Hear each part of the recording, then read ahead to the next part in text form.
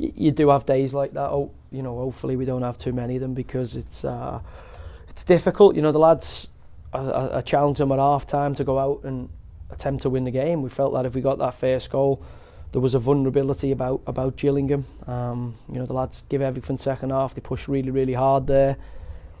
Just that little bit of fortune that you need for one to hit maybe the post or something and go in.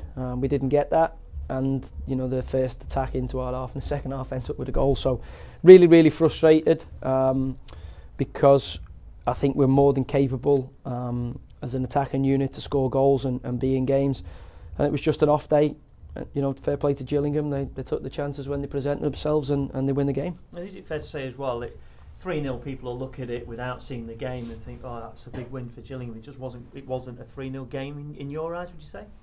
Well, it is a 3-0 game. There's not, you know, there's the results there, and it stands, you know, the way it does. And I think if you look at the Bradford game, they won against Bradford 4-0 here last time out, and they've beaten us 3-0. And you know, we watched the footage of that.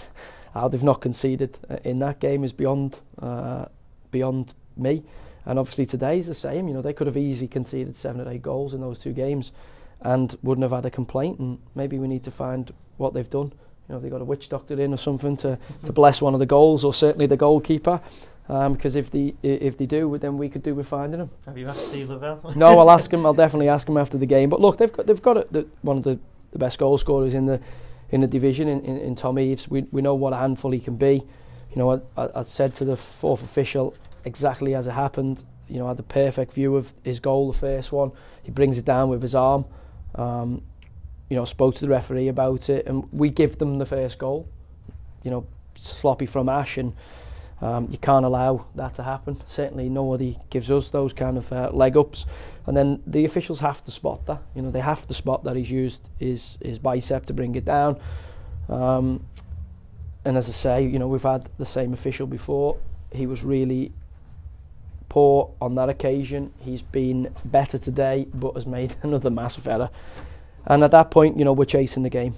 We switched the shape to try and get on the front foot a bit more, and you know, it seemed to work, certainly after half time. But as I say, just one of them days, an off day. And luckily we've not had too many, but we've got an FA Cup tie. And I said to the lads in there, if we're off it next Sunday, you'll be a scalp in the FA Cup. So the focus reverts back to the training ground. It was a little bit after the Lord Mayor's show, I felt, the first 45 minutes. I think too many players from our side certainly may have just been guilty of believing some of the hype and the press about themselves.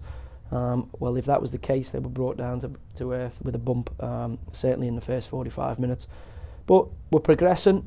We have to dust ourselves down, and we've got an FA Cup tie to win next Sunday. I know it's a 3-0 defeat, but for you, do you want to look back at that DVD, or will it make you a bit more frustrated? And is there plenty of positive to take from that?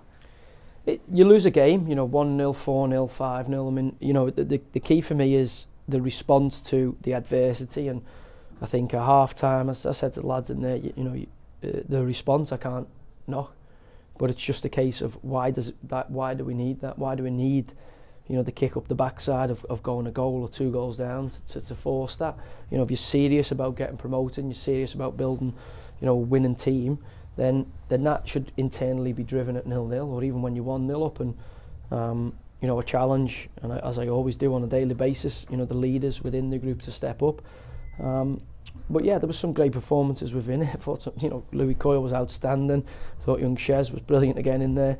I mean, and you are scratching your head thinking, how we lost that game 3-0. As I say, sometimes in football you don't get what you put in, and it does happen, but over the course of 46 games you do get what you put in, and the lads have just got to stick together, keep believing in the processes, iron out those little errors, and we'll keep moving forwards. I'm presuming James Husband coming off in that first half, that was a tactical decision, and being 2-0 down, did you always feel though there was chances, and even a chance not to draw but even to win that game? We felt at half time, if we got the first goal, there would be a nervousness around them. As it was, we didn't even get the goal, and they kind of became really, really camped in their own half.